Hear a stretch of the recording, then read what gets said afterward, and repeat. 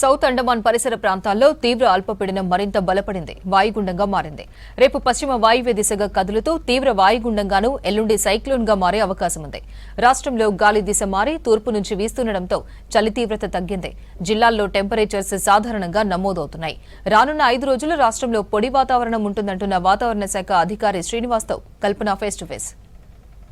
అండమాన్ సమీపంలో కొనసాగుతున్న తీవ్ర అల్పపీడనం ఈ రోజు వాయుగుండంగా మారింది. మరి ఈ వాయుగుండం స్టేటస్ ప్రజెంట్ ఏ విధంగా ఉంది, దాంతోపాటు రానున్న రోజుల్లో తుఫాన్గా మారిన తర్వాత తెలంగాణ రాష్ట్రం మీద ఏమైనా ఎఫెక్ట్ ఉందా లేదా తెలుసుకుందాం. ప్రస్తుతం నేను వాతావరణ శాఖ కేంద్రంలో ఉన్నాను. మరి మనతో పాటు వాతావరణ శాఖ సీనియర్ అధికారి శ్రీనివాస్ గారు ఉన్నారు. ఒకసారి వారితో మాట్లాడదాం. సార్ నమస్కారం.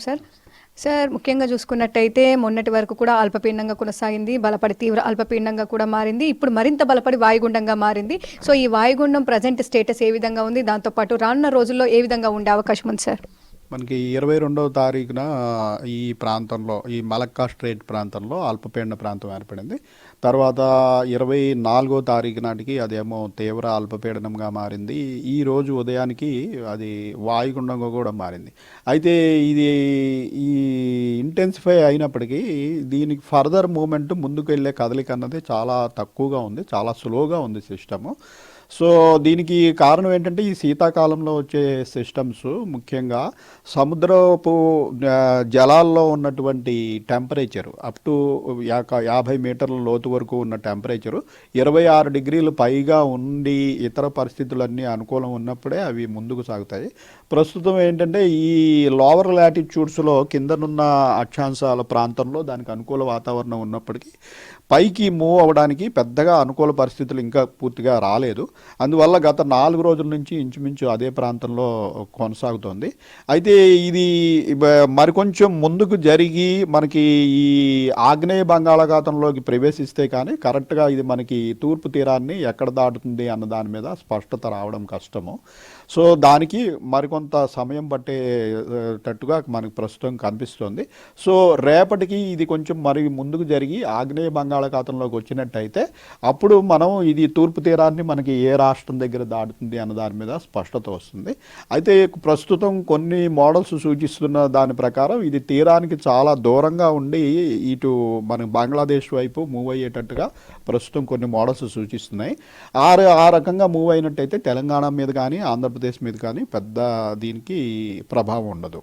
ఓకే సార్, ఒకవేళ బంగ్లాదేశ్ మీరు చెప్తున్నట్టుగా ఒకవేళ సిస్టమ్ ఆ విధంగా కలిపితే తెలంగాణ రాష్ట్రంకి సంబంధించి ఏదైనా జిల్లాలో తేలికపాటి వర్షమైనా ఎక్కడైనా పడే సూచనలు ఏమైనా ఉంటాయా సార్? ఇది తీరానికి దూరంగా మూవ్ అయినప్పుడు మనకి ఏమాత్రం ప్రభావం ఉండదు. మనకి ఇది ఉన్న మాయిశ్చర్ కూడా బాగా తగ్గి మళ్ళీ చలి బిగినయ్యే అవకాశం ఉంటుంది.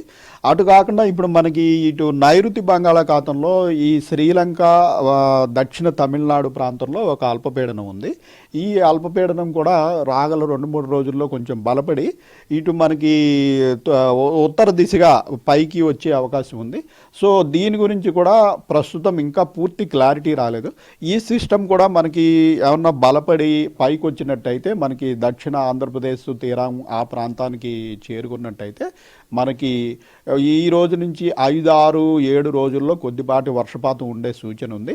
అయితే ప్రస్తుతం అయితే ఈ సిస్టమ్ కూడా ఇంకా బలపడలేదు. దీని గురించి కూడా పూర్తిగా మనకి విశ్లేషణ పూర్తి కాలేదు.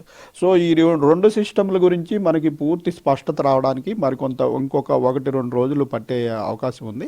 అప్పటి వరకు మనం రాగల 7 రోజులకి తెలంగాణలో డ్రై వెదర్నే సూచిస్తున్నాం.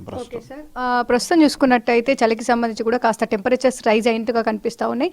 ప్రస్తుతం రాష్ట్ర వ్యాప్తంగా ఇటు కనిష్ట గరిష్ట ఉష్ణోగ్రతలు ఏ విధంగా నమోదవుతా ఉన్నాయి సార్? దాంతోపాటు చలి తీవ్రత ఏ విధంగా ఉంది సార్? మనకి ఈ రోజు కనిష్ట ఉష్ణోగ్రత అరౌండ్ 13.4 డిగ్రీస్ మెదక్ జిల్లాలో నమోదైంది. నిన్న కూడా మనకి మెదక్లోనే లోయెస్ట్ 14 డిగ్రీస్ నమోదైంది. ప్రస్తుతం రాష్ట్ర వ్యాప్తంగా కనిష్ట ఉష్ణోగ్రతలు 13 డిగ్రీల నుంచి 20-21 డిగ్రీల వరకు నడుస్తున్నాయి. అలాగే గరిష్ట ఉష్ణోగ్రతలు చూసుకున్నట్టయితే 28 నుంచి 32 డిగ్రీల వరకు వివిధ ప్రాంతాల్లో ఉన్నాయి. మన సిటీ ప్రాంతంలో చూసుకున్నట్టయితే సిటీ ప్రాంతంలో కూడా 16 డిగ్రీల నుంచి 18 డిగ్రీల వరకు లోయెస్ట్ మన కనిష్ట ఉష్ణోగ్రతలు, అలాగే గరిష్ట ఉష్ణోగ్రతలు చూసుకున్నట్టు చూసుకున్నట్టయితే 29 నుంచి 30-31 డిగ్రీల వరకు గరిష్ట ఉష్ణోగ్రతలు ఉన్నాయి. ఈ సిస్టమ్స్ రెండింటి ప్రభావం వల్ల ప్రస్తుతం మనకి ఈ గాలుల దిశ అనేది మారిపోయి ప్రస్తుతం మనకి ఇటు ఆగ్నేయ దిక్కు నుంచి అలాగే తూర్పు దిక్కు నుంచి గాలులు తెలంగాణలోకి ప్రవేశిస్తున్నాయి. వీటి వల్ల ఏమిటంటే తేమతో కూడిన గాలులు వచ్చినప్పుడు మనకి టెంపరేచర్లు పెద్దగా పడటానికి అవకాశం ఉంది. దానికి తోడు మనకి క్లౌడీనెస్ కూడా ఉంటుంది. మనం చూస్తున్నాం గత 4-5 రోజుల నుంచి కొంచెం క్లౌడీనెస్ ఇవన్నీ ఉండటం వల్ల మనకి ఈ చలి తీవ్రత అనేది తగ్గిపోయింది. అయితే ఈ రెండు సిస్టమ్స్ కనుక బలహీన పడినట్టయితే మళ్ళీ మనకి ఉత్తర దిశ నుంచి గాలులు రావడం జరుగుతుంది. ఉత్తర భారతదేశంలో ఇంకా బాగా కోల్డ్ వేవ్ పరిస్థితులు నడుస్తున్నాయి.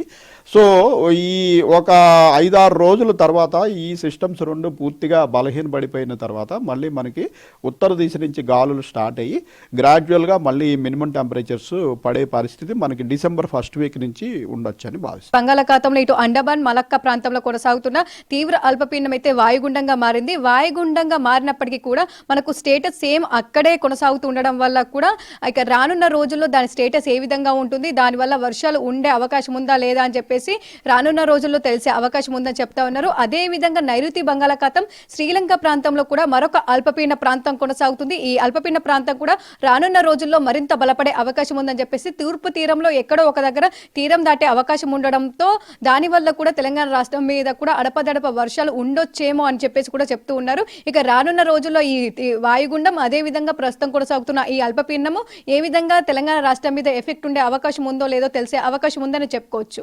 కెమెరా పర్సన్ నాగరాజ్తో కల్పన, V6 న్యూస్, హైదరాబాద్.